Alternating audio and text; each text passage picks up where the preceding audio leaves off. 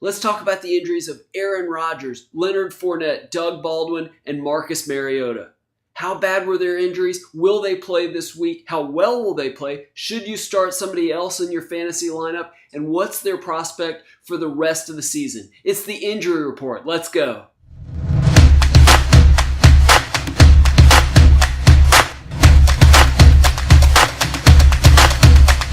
Hey champions, I'm Dr. David Geyer, orthopedic surgeon and sports medicine specialist. Now, if you follow my videos at all, you probably recognize this is not my normal office where I record my videos. I normally live in Charleston, South Carolina. I was out of town for a conference, and because of Hurricane Florence, I can't get back to Charleston. So I am in beautiful Los Angeles, California, where I had my second of my 2 meetings this week, and now I'm here for a few days because I can't get back home. Fortunately, because of some hotel mix-ups, I got this nice suite, and I get to enjoy this sort of living room area to discuss some football injuries and NFL injuries. Let's start with Green Bay Packers quarterback Aaron Rodgers.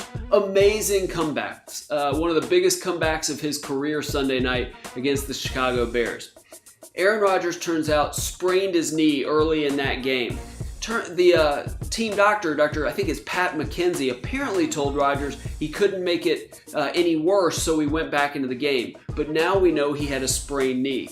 Aaron Rodgers won't say specifically what ligament's injured, but typically when you have a sprained knee, you're talking about a stretch of one of the ligaments. My guess is he has a stretch or a sprain of his MCL, his medial collateral ligament, the ligament on the side of the inside of the knee, the side closest to the midline of the body.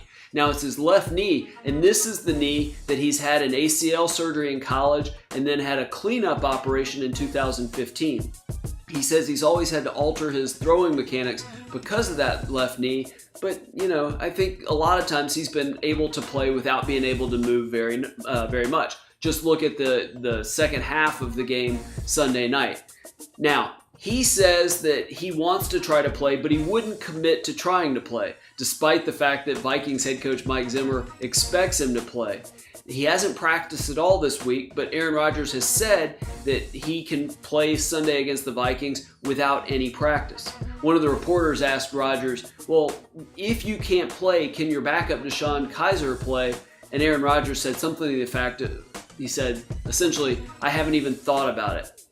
I'm a little worried he won't play. And I know that there was this report that the doctor said maybe he couldn't make it any worse. But again, by sprain, you worry about a stretch of a ligament. Now, they could put him in a knee brace that provides some stability. Might limit his mobility, but it would allow him potentially to play. But even mild MCL injuries, we talk about 1 to 2 weeks. And we'll talk about MCL injuries again when we talk about Doug Baldwin.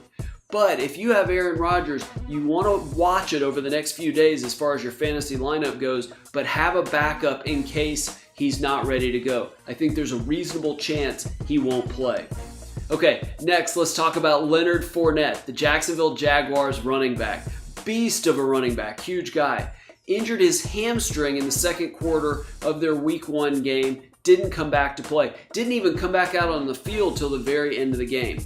Turns out the team's reporting he has a hamstring strain. No surprise given the way he was kind of grabbing his thigh.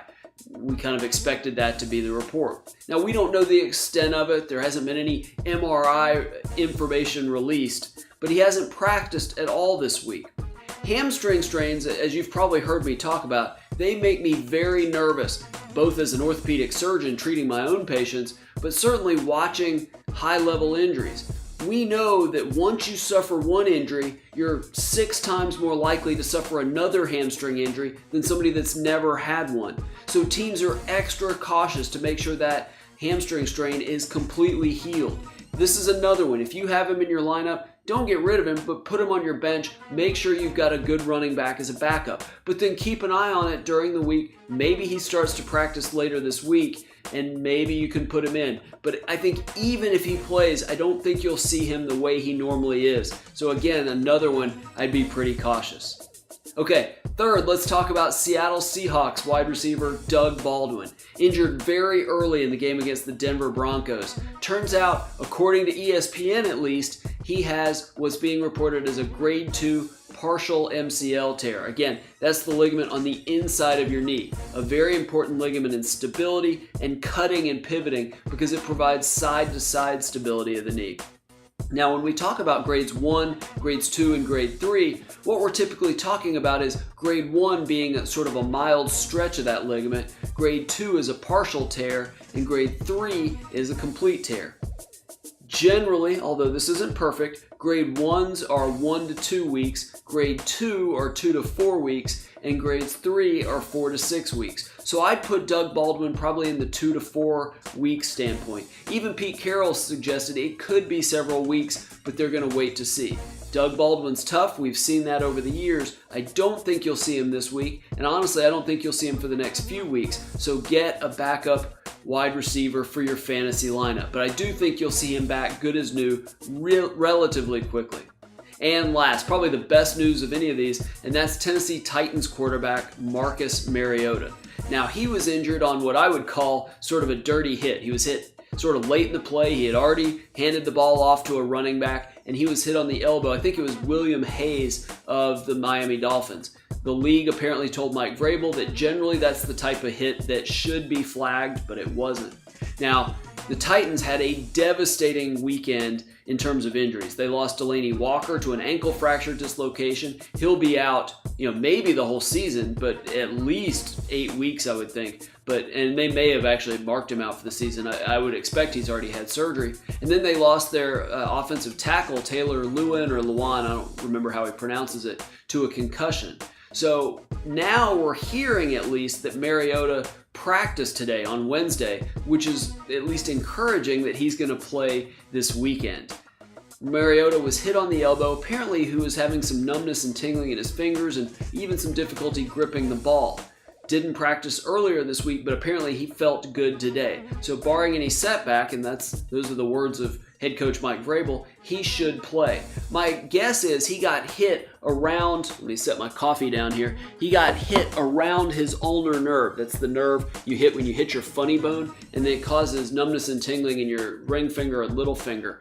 And that goes away with time, but usually not any big deal. So barring something unusual, should be able to play. Now, if you have Marcus Mariota as your starting quarterback, you may be struggling in fantasy anyway, because I would bet that you're in either a very big league or something else. But still, good news in a week, really, of rough news. We heard Greg Olsen re-injured his foot that he had surgery on last year.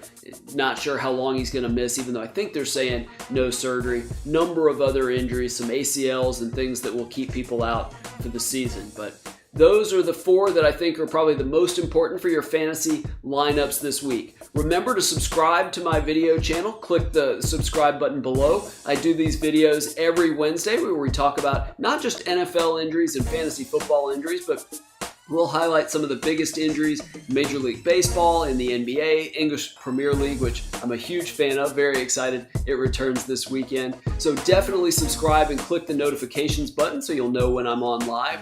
Thank you so much for watching. See you right here next time.